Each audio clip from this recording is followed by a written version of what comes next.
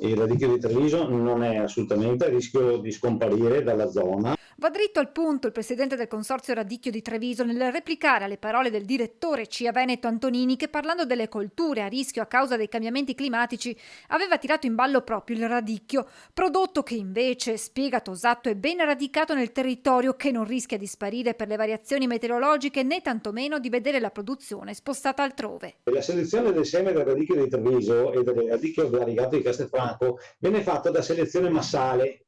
quindi viene fatto anno dopo anno, e le piante che vivono le problematiche agronomiche legate al cambiamento climatico passano il patrimonio genetico al proprio seme,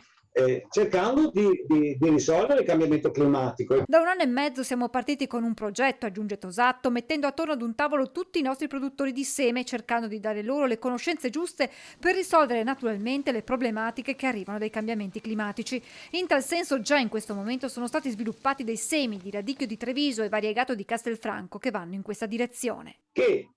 riescono ad arrivare con forme disciplinare buoni come il radicchio di Treviso,